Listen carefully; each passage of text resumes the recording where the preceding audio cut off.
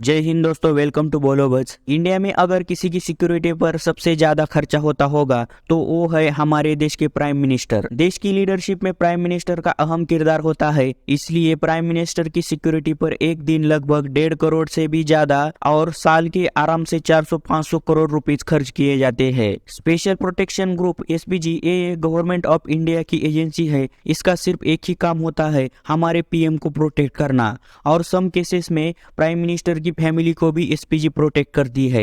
SPG की स्थापना 1985 से शुरू हुई थी और 1988 में संसद में स्पेशल प्रोटेक्शन ग्रुप एक्ट पास हुआ था। ये एसपीजी का फ्लैग है, यहाँ पर आप देख सकते हो। अभी एसपीजी में 3000 एक्टिव कमांडोज है और इसका हेडक्वार्टर न्यू दिल्ली में है। 2019 में मोदी सरकार ने special protection group amendment act 2019 में सुधार करके पीएम पोस्ट से हटने के बाद सिर्फ 5 साल के लिए एसपीजी प्रोटेक्शन दिया गया। फॉर्मर पीएम को इससे पहले 10 साल तक प्रोटेक्शन दिया जाता था। 1981 से पहले प्राइम मिनिस्टर की सिक्योरिटी के लिए कोई स्पेशल फोर्स नहीं थी। दिल्ली पुलिस की जिम्मेदारी थी पीएम को प्रोटेक्ट करने की और इसकी देखरेख डीएसपी रैंक के पुलिस अधिकारी से की जाती थी। ये आइडिया यूके से लिया गया था क्योंकि यूके के पीएम की सिक्योरिटी के लिए लंदन पुलिस जिम्मेदार थी।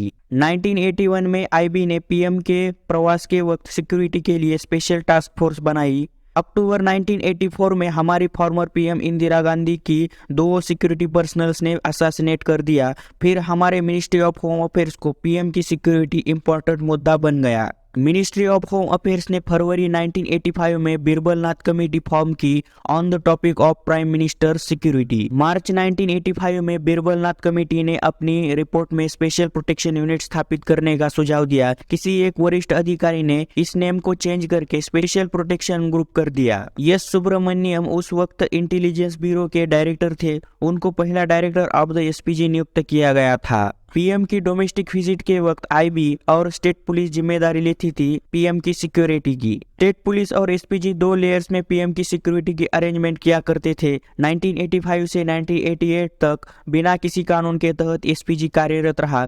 1988 में राजीव गांधी गवर्नमेंट ने एसपीजी एक्ट 1988 पारित किया, जिसमें सिर्फ पीएम और उनकी फैमिली को एसपीजी प्रोटेक्शन दिया जाता था। 1989 में राजीव गांधी ने पीएम पद छोड़ा तो ऑपोजिशन में होने की वजह से उनको एसपीजी प्रोटेक्शन नहीं मिला और 1991 में एलटीटीई ग्रुप ने राजीव गांधी को असैसिनेट कर दिया। फिर गवर्नमेंट ने एसपीजी अधिनियम में बदलाव कर फॉर्मर पीएम और उनकी फैमिली के लिए 10 साल तक प्रोटेक्शन देने का निर्णय लिया। इसकी वजह से गांधी फैमिली को लगभग 28 साल तक एसपीजी प्रोटेक्शन मिला। 2019 में मोदी गवर्नमेंट ने एसपीजी एक्ट में संशोधन किया, जिसने एसपीजी सुरक्षा को केवल पीएम और उनके साथ उनके आधिकारिक आवास पर रहने वाले उनके परिवार तक सीमित किया। पीएम पद छोड़ने के बाद 5 साल तक ही एसपीजी प्रोटेक्शन रहेगा। उसके बाद Z+ या फिर Y कैटेगरी की सुरक्षा मिलेगी। एसपीजी पर मिनिस्ट्री ऑफ होम अफेयर्स की तरफ से काफी खर्चा किया जाता है। साल 2022-23 के लिए